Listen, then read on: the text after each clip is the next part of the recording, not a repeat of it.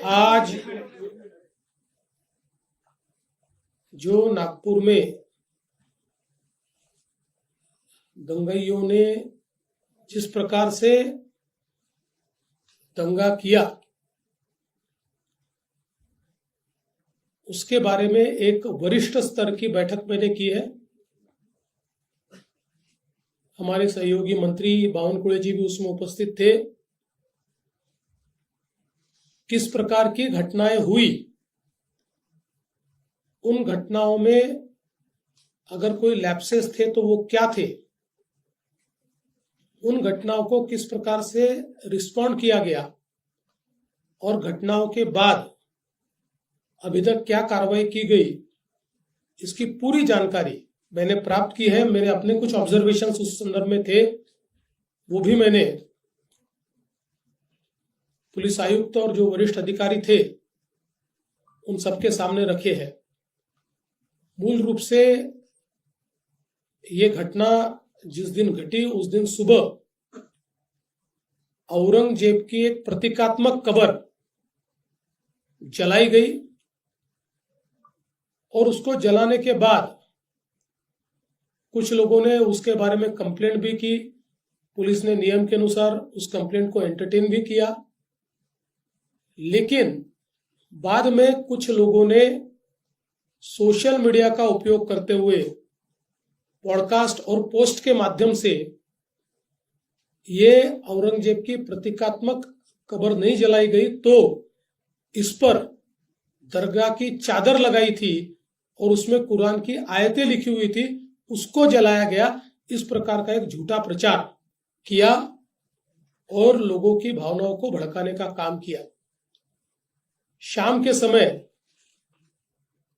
नागपुर के कुछ इलाकों में लोग जमा हुए और दंगाइयों ने पत्थरबाजी की, गाड़ियों को तोड़ा, दुकानों पर हमला किया और बड़े पैमाने पर नुकसान करने का काम किया। पुलिस ने भी अच्छी कार्रवाई की।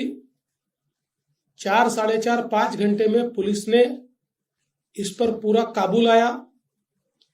उसके लिए आंसू गैस के गोले छोड़ने की बात हो या अलग अलग प्रकार से जो कार्रवाई करनी पड़ती है वो सारी कार्रवाई पुलिस ने की, जिसके कारण इसको काबू में लाया गया। इसमें बड़े पैमाने पर पुलिस घायल हुई। पुलिस के हमारे डीसीपी लेवल के 3 लोग और कुल मिलाकर 33 पुलिस के लोग और कुछ सिविलियंस और सारे कुल मिलाकर 40 लोग इस प्रकार से इसमें घायल हुए। उसके बाद पुलिस ने इन इलाकों में कर्फ्यू भी लगाया। अभी उस दिन के बाद इन इलाकों में कोई घटना नहीं घटी है, शांति है। लेकिन जो सीसीटीवी फुटेजेस हमारे पास उपलब्ध थे, अलग अलग लोगों ने वीडियोस दिए थे, उन वीडियोस को भी एनालाइज किया गया। पत्रकारों ने भी पुलिस के पास कुछ वीडियोस दिए, उसको भी एनालाइज करने के बाद जो दंगाई है उनकी पहचान कर ली गई है। 104 लोगों को अभी तक पहचान कर पकड़ा गया है, जिसमें 92 लोगों को अरेस्ट किया है। 12-18 साल के अंदर के विधि संघर्षित बालक है, उनको उस कानून के तहत उन पर कार्रवाई की गई है। और जब तक आखिरी दंगाई को पकड़ा नहीं जाता, ये कार्रवाई रुकने वाली नहीं है। ये कार्रवाई चलती रहेगी। लगातार एविडेंस आ रहा है, उस एविडेंस के आधार पर ये कार्रवाई यहां पर चल रही है। ये भी तय हुआ है कि ये जितना नुकसान दंगाइयों ने किया है, इसका पूरा हिसाब निकाला जाएगा और ये पूरा नुकसान उनसे वसूल किया जाएगा।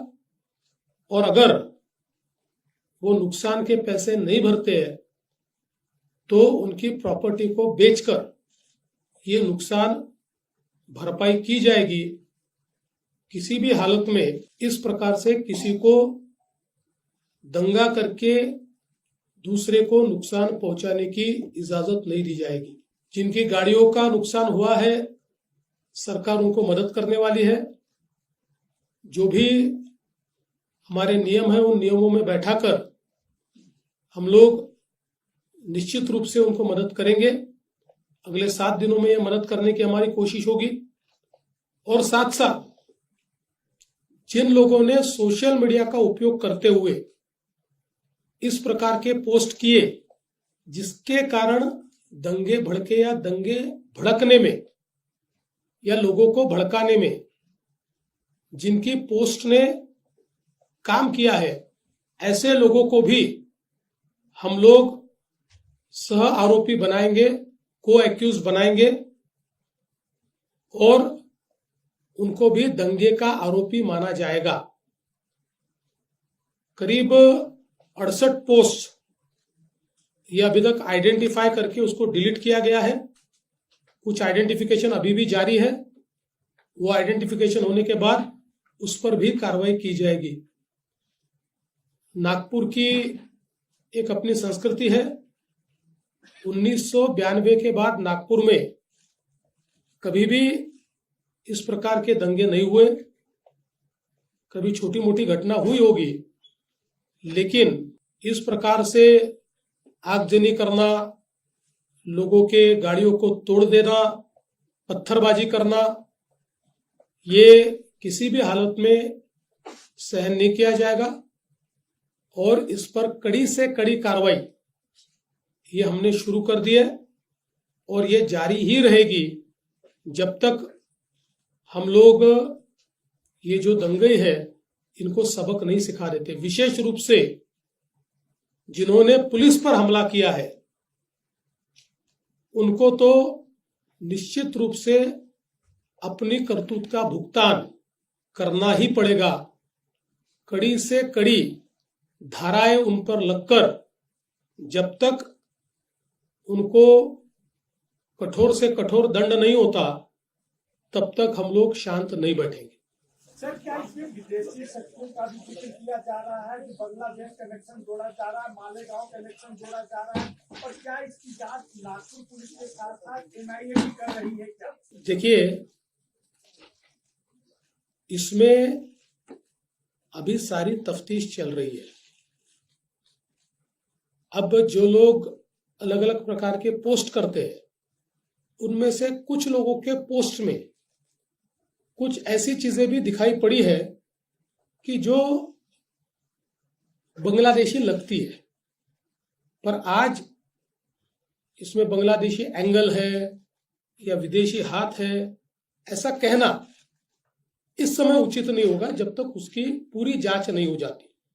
इसलिए मुझे लगता है कि अभी जहां तक मालेगांव का सवाल है तो वो तो दिख ही रहा है, क्योंकि जो पार्टियां मालेगांव की इनको मदद कर रही है, इन्होंने वहां पर जो ऑफिस खोला है, जो आरोपी है, तो वो कनेक्शन तो बिल्कुल दिखाई पड़ रहा है। देखिए, अभी इसके बारे में आधिकारिक रूप से डॉक्टर उसकी घोषणा करेंगे, उसके बाद ही उस पर बोलना ठीक होगा। दंगा होने के बाद यूपी में जैसे बुलडोजर कार्रवाई होती है तो नागपुर में भी वो दंगाई को अभी जब पूरी जो मामला स्पष्ट है सामने, तो क्या नागपुर में भी बादलपुरा एरिया में बुलडोजर कार्रवाई होगी क्या? देखिए, महाराष्ट्र में हम लोग अपने तरीके से कार्रवाई करते हैं। जहां बुलडोजर चलाने की आवश्यकता होगी वहां चलेगा। जहां गलत काम होगा उसको रौंदा जाएगा, किसी को बख्शा नहीं जाएगा। सर, 2 दिन पहले कर्फ्यू में शिथिलता लाई गई। सर के बाइट में कहा गया है, सिक्की सर ने, कि 80 लोगों में से 11 लोग, और आपने भी बताया कि विधि संघर्ष बच्चे हैं। तो ये फिलिस्तीनी पैटर्न है। तो हमारा एक लॉ है कि अगर 18 साल से कम बच्चा जो है वो गाड़ी चलाता है, कुछ एक्सीडेंट होता है या पकड़ा जाता है, तो माँ बाप मतलब उसकी सजा होती है। तो ऐसे में नहीं लगता अगर ये आगे रोकने के लिए ऐसा कुछ कानून बनना चाहिए? देखिए, अभी इसकी जांच होगी और मैंने जैसे बताया कि हमारे पास अवेलेबल जितने कड़े से कड़े कानून हैं उन कानूनों के तहत हम लोग इसमें कार्रवाई करेंगे। 2012 में सर 2012 में जब मुंबई में वायलेंस हुआ था 2012 में सर में क्या हालात पैदा हुआ था उसमें महिला कांस्टेबल्स के साथ काफी अभद्रता की गई थी, इसमें भी वैसा ही है, एक सिमिलर पैटर्न लग रहा है। देखिए महिला कांस्टेबल के साथ अभद्र व्यवहार हुआ, मैंने सीपी साहब को ये पूछा है, ऐसी परिस्थिति नहीं है। हाँ, महिला कांस्टेबल पर पत्थर फेंके गए, उनको आहत करने का प्रयास हुआ है, लेकिन जिस प्रकार से मीडिया में बातें चली है, मैंने उसके बारे में पुलिस कमिश्नर से जानकारी ली और पुलिस कमिश्नर ने स्वयं उसकी जांच की है और उनका कहना यह है उस प्रकार का अभद्र व्यवहार नहीं हुआ है। हाँ जरूर, और ये भी गलत ही है कि महिला कांस्टेबल को घेरकर उनके ऊपर पत्थर फेंकना, तो उसके ऊपर वैसी कार्रवाई होगी। अजित पवार ने कहा है कि जो भी मुस्लिम भाइयों की तरफ हाथ दिखाएगा उसे बख्शा नहीं जाएगा। एक इफ्तार पार्टी में अजित पवार ने बयान दिया है कल मुंबई। अजित पवार जी ने क्या बयान दिया मुझे मालूम नहीं, पर जो भी अच्छा व्यक्ति है, देशभक्त है, देश के लिए काम करता है, वो किसी भी जाति का हो, धर्म का हो, उसके ऊपर कोई गलत आंख उठाएगा तो हम भी सहन नहीं करेंगे। लेकिन जो समाज को तोड़ने का काम करेगा, जो समाज में हिंसा करने का काम करेगा, उसको छोड़ेंगे भी नहीं।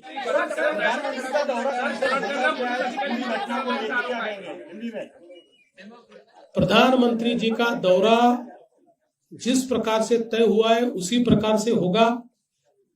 आप सब लोग जानते हैं नागपुर में शांति है, 80% नागपुर के इलाके में तो इस दंगे का कोई असर भी नहीं था, 1 मिनट के लिए भी नहीं था। ये कुछ एरिया है जिस एरिया में ये एक प्रकार से कॉन्सेंट्रेटेड था और वहां पर भी अभी शांति है, इसलिए कोई प्रधानमंत्री जी के दौरे पर इसका असर नहीं है। वो दौरा जैसे प्रस्तावित है वैसे ही होगा।